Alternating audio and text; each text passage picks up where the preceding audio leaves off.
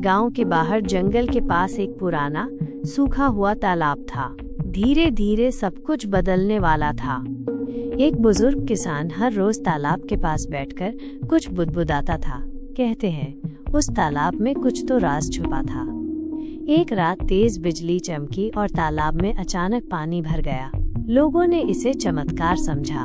अगली सुबह तालाब नीले रंग में चमक रहा था, पर असली कहानी तो अब शुरू हुई थी। एक बूढ़ा लकड़हारा झिझकते हुए तालाब में नहाने उतरा, और तभी हुआ कुछ ऐसा जो किसी ने कभी सोचा नहीं था। लकड़हारा तालाब से निकला तो वो एक जवान नौजवान में बदल चुका था। गांव में खलबली मच गई। लोग तालाब को छूने से भी डरने लगे, फिर भी उत्सुकता बढ़ती गई। किसी ने नहीं सोचा था कि ये तो सिर्फ शुरुआत थी। गांव के प्रधान ने तालाब को बंद करने का आदेश दे दिया, पर जो होना था उसे कौन रोक सकता था। रात के अंधेरे में कुछ लोग चोरी छुपे नहाने पहुंचे। जवानी का लालच अब डर से बड़ा हो चुका था। अगले दिन गांव में कई नए चेहरे दिखाई देने लगे, पर इन चेहरों के पीछे थी वही पुरानी आत्माएं। तालाब में नहाने के बाद याददाश्त थोड़ी धुंधली हो जाती थी। शायद यही था तालाब का पहला श्राप। कुछ दिनों बाद गांव के स्कूल मास्टर भी अचानक जवान दिखने लगे। लोगों ने अब इसे भगवान का वरदान मान लिया, पर हर वरदान की एक कीमत होती है, और अब कीमत चुकाने का वक्त आ रहा था। तालाब के किनारे एक बच्चा बेहोश मिला, जिसकी उम्र अचानक बढ़ गई थी। अब गांव डर और आश्चर्य के बीच झूल रहा था। गांव का पंडित पुरानी पोथियों में इसका जिक्र ढूंढने लगा। वो जानता था ये तालाब कोई साधारण जगह नहीं। पोथियों में लिखा था जवानी की वापसी, आत्मा की कैद। इसका मतलब साफ था, कुछ बड़ा छुपा है।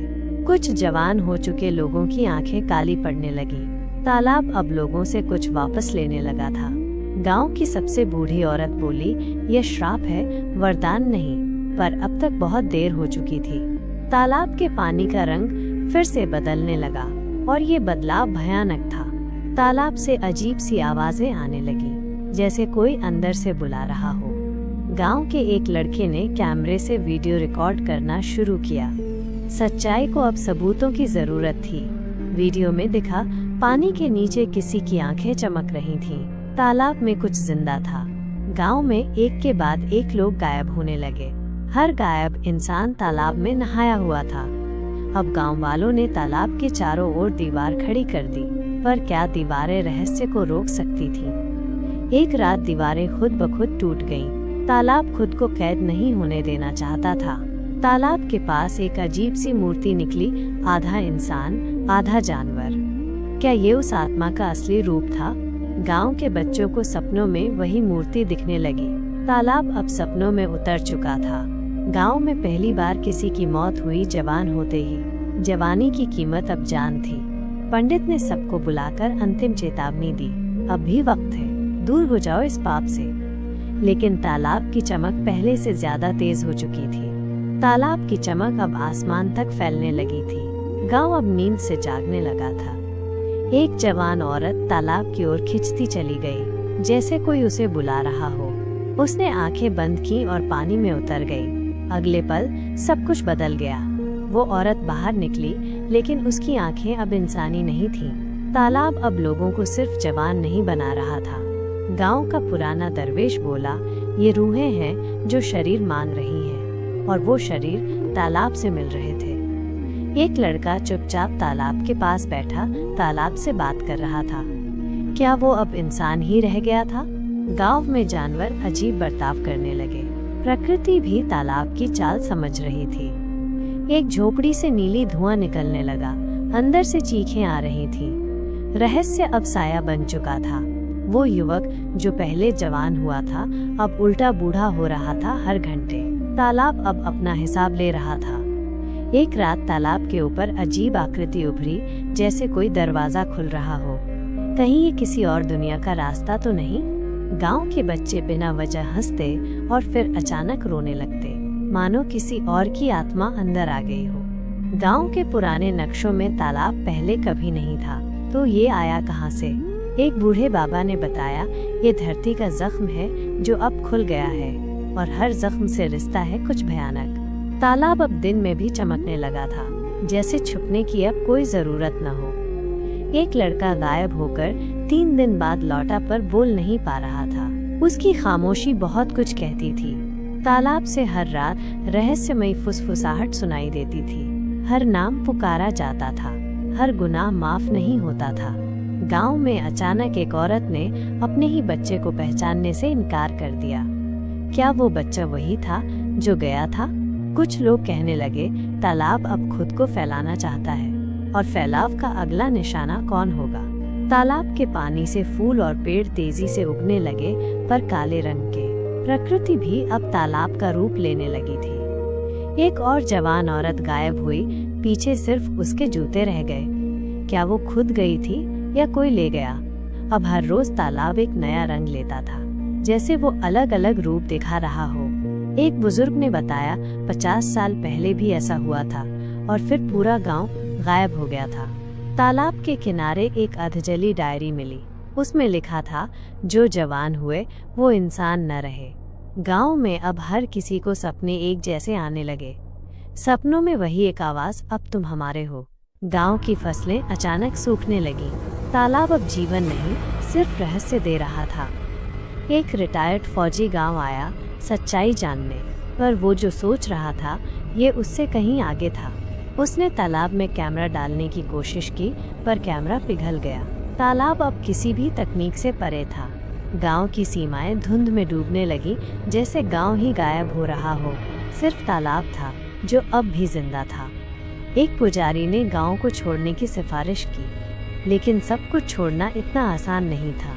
तालाब की सतह पर अब चेहरे दिखने लगे, गुम हुए लोगों के। पर ये अंत नहीं था, ये तो शुरुआत थी। तालाब के चारों ओर की जमीन में कंपन होने लगे, जैसे कुछ नीचे से ऊपर आ रहा हो।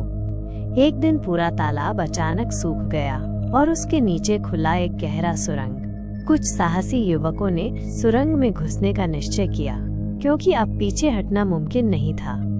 सुरंग के अंदर अजीब चित्र बने हुए थे, अधूरी मानवीय आकृतियां। शायद ये उन आत्माओं का इतिहास था।